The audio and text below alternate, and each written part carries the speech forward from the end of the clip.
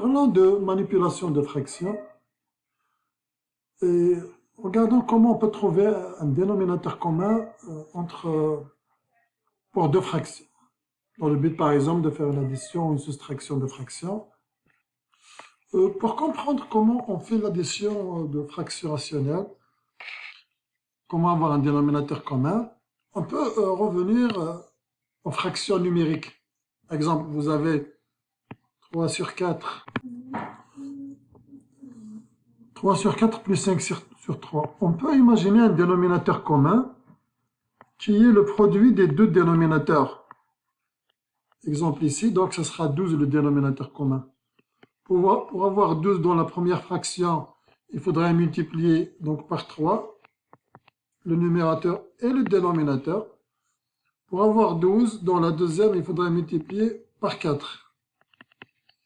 Ce qui va donner 9 sur 12 plus 20 sur 12.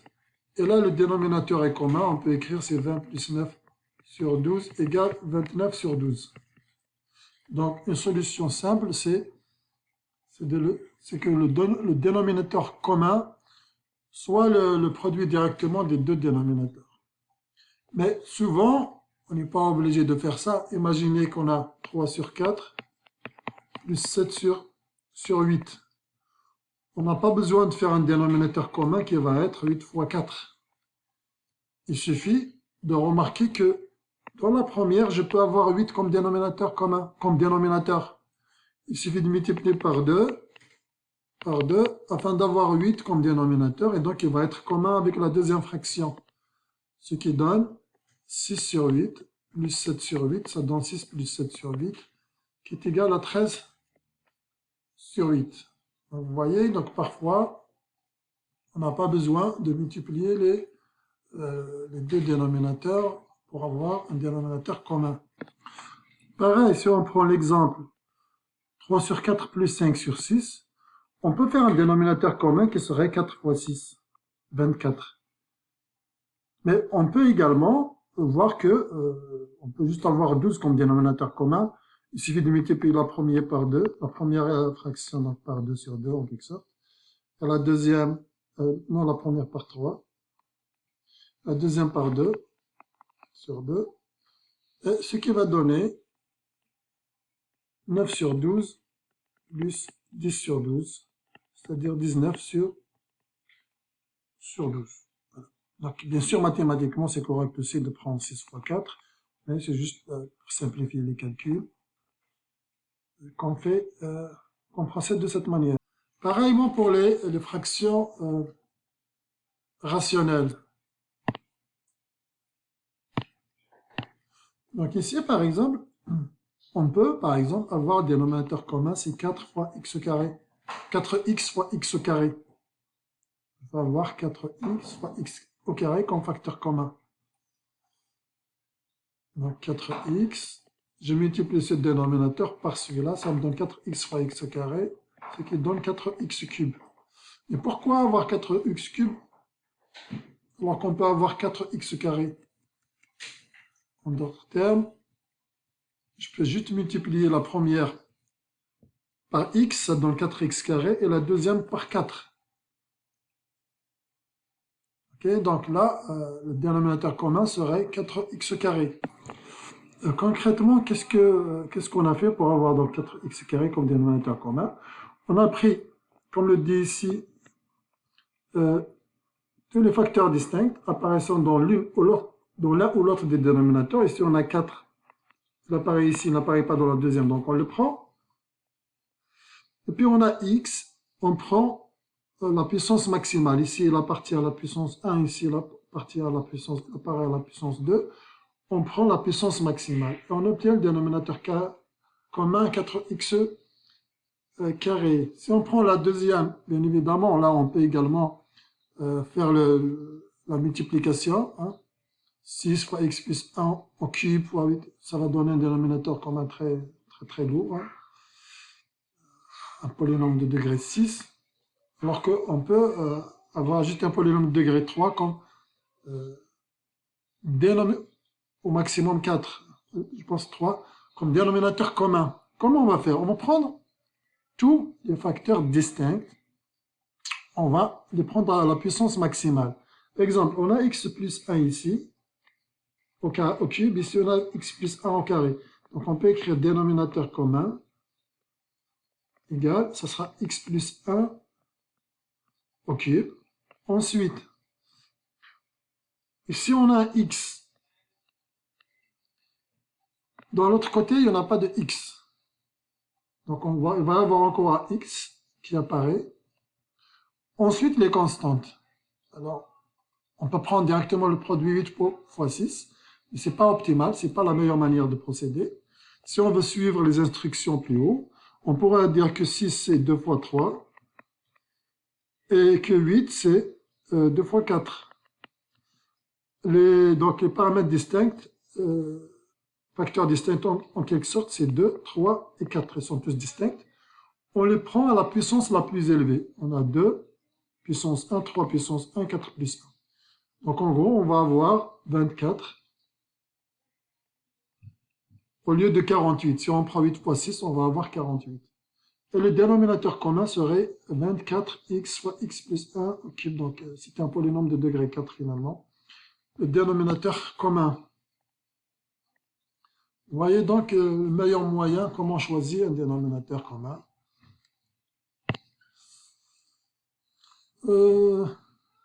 Pour le numéro 3, donc ici on a x.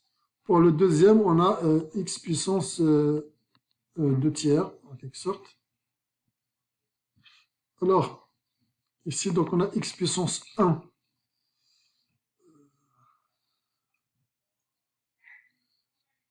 On a dit, on prend la puissance la plus élevée. 2 tiers est plus petit que 1, donc finalement, c'est juste 1 le dénominateur commun. C'est-à-dire, finalement, dénominateur commun, c'est x. C'est juste x. En gros, la première, on peut l'écrire, elle va rester comme ça, telle qu'elle est, sur x, alors que dans la deuxième, on devrait essayer d'obtenir x, notamment en multipliant la deuxième. Par exemple, pour avoir x dans la deuxième, hein, je vais expliquer celle-là parce qu'elle a l'air un peu plus compliquée que les autres. Comment avoir x dans la deuxième? On va essayer, c'est x puissance 2 tiers. Il manque 1 tiers, donc je multiplie par x puissance 1 tiers. On obtient 3x puissance 1 tiers sur x puissance 10 tiers plus 1 tiers, donc sur x. En gros, celle-là, c'est la même chose que celle-là, c'est la même chose que 3 racines cubiques de x sur x. On a le dénominateur commun qui va être x. Prenons la quatrième maintenant. On a x plus 2 au cube. On a la constante 3. Le deuxième fraction n'est pas factorisé. On va essayer de la factoriser. En factorisant, on obtient cette quantité. Et là, on se rend compte, en observant les dénominateurs, on va essayer de voir les facteurs distincts. On voit 3 ici, une constante qui est égale à 3. Dans l'autre, il n'y en a pas. Donc, dénominateur commun, on va avoir 3. Ensuite, on a x au carré dans la deuxième, il n'apparaît pas dans la première, donc on va le garder. Et on a x plus 2 qui apparaît à la puissance 1, et là, x plus 2 à la puissance 3, donc on va être x plus 2 à la puissance 3. C'est ça, le dénominateur commun, le meilleur, on va dire, qu'on va prendre pour ces deux fractions. Si on a l'intention, par exemple, de faire des additions ou des soustractions de fractions.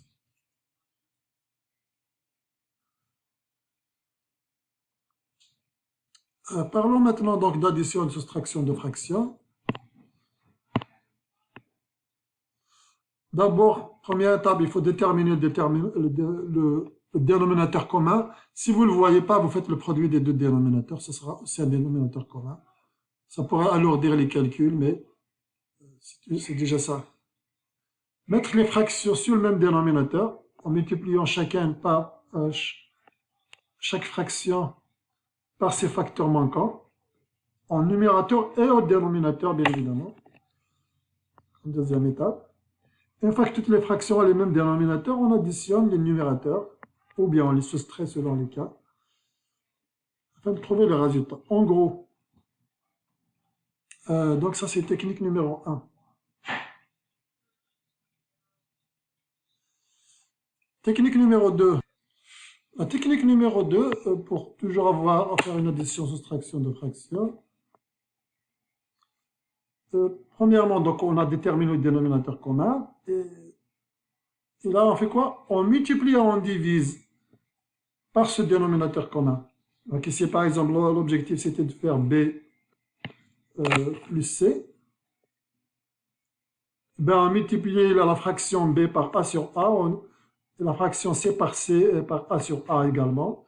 Et puis on fait des simplifications. Donc en gros, on va avoir AB, la fraction B multipliée par A, C sur A.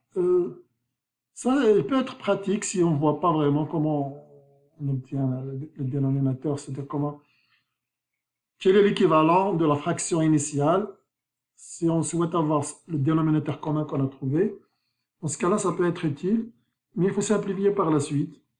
Prenons quelques exemples. Donc ici, le moyen le plus naïf, le dénominateur commun le plus naïf, c'est de multiplier les deux dénominateurs, x fois x carré. Ça va donner x cube. On n'a pas besoin de faire ça. On peut juste prendre x carré comme dénominateur commun.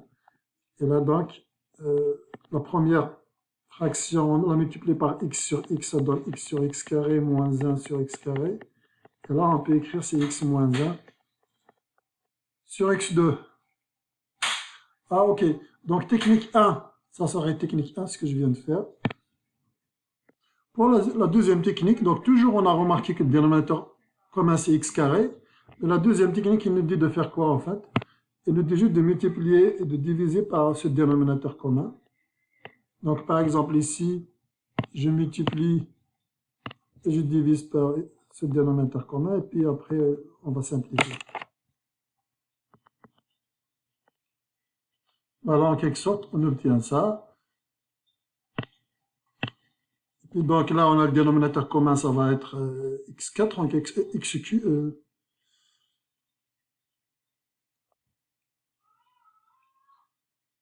En fait, ici, on a la première fraction finalement, c'est 1 sur x qui est multiplié par x carré. Hein. Ensuite, moins 1 sur x carré, qui est également multiplié par x carré. Ensuite, on a divisé sur x carré. Le résultat final, 1 sur x fois x carré, ça va donner x, moins 1, le tout sur x carré. Ça pour la technique 2. Faisons le numéro 2. Pour le numéro 2, on voit que la deuxième fraction, son dénominateur, c'est 1. Donc le dénominateur commun, c'est directement racine de x moins 1. On aura cette expression égale, ce qui va donner x plus 1 sur racine de x moins 1. Si on veut appliquer la technique 2, on a dit le dénominateur commun, c'est toujours racine de x moins 1. Donc on multiplie et on divise sur cette quantité. Est-ce qu'on aura... je vais réécrire juste... Voilà, donc vous regardez le corrigé ici. Donc on a multiplié la première fraction par racine de x moins 1, la deuxième fraction également. On fait les calculs et le tout on le divise sur racine de x moins 1. Prenons le numéro 3. Pour le numéro 3, on va essayer d'abord de trouver le dénominateur commun. On voit 9. 9 c'est quoi? C'est 3 fois 3, c'est 3 au carré. 12 c'est 3 fois 4. 3 fois 4. Dénominateur commun serait la puissance maximale qu'on prend ici pour chaque terme. Donc c'est 4 fois 3 au carré, 9 fois 4, 36. Donc pour les constantes, on va avoir 36, dénominateur commun, fois quelque chose, 36 fois quelque chose. Ce quelque chose, c'est quoi? On a x, c'est à la puissance 1. Et le x d'après, c'est à la puissance 5 sur 4. C'est-à-dire, ça dépasse 1. Donc on peut écrire, bien sûr, on considère que toutes ces quantités sont indéfinies. Hein. Par exemple, racine quatrième de x5, il faut que x soit strictement positif pour que ce soit défini. Donc, x puissance 5 sur 4, c'est la puissance maximale. Ainsi, comment on va faire avec la technique 1? On va avoir 36. Par quoi il faut multiplier la première fraction pour avoir 36? Donc, on devra multiplier par 4. Donc, 2 par 4, donc 8 sur 36. Ensuite, je vais avoir x puissance 5 sur 4. 5 sur 4, c'est 4 sur 4 plus 1 sur 4.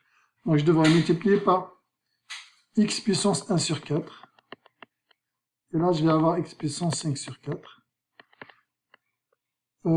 Pour la deuxième, 12, pour avoir 36, on doit multiplier par 3. Donc, il va y avoir 3 sur 36. Et là, x puissance 5 sur 4, il va rester comme ça. Et là, on vient de voir le dénominateur commun qui est 36, x puissance 5 sur 4. Ça va donner donc 8 racine quatrième de x, moins 3 sur 36,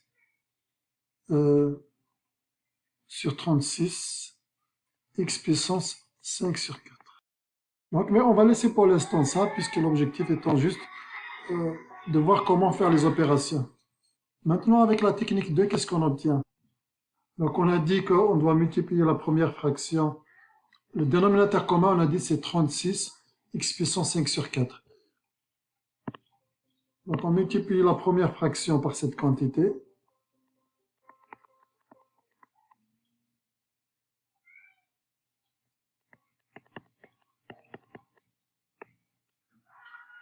Et on divise par la même quantité. À la dernière étape, on simplifie. On voit par exemple ici, 36, x puissance 5 sur 4, c'est 5 sur 4. 36 sur 12, ça simplifie. 72 sur 9, ça simplifie. X puissance 5 sur 4, c'est la même chose que 4 sur 4 plus 1 sur 4. 4 sur 4, ça veut dire que c'est 1, ça va simplifier avec x. Et le résultat final sera le suivant.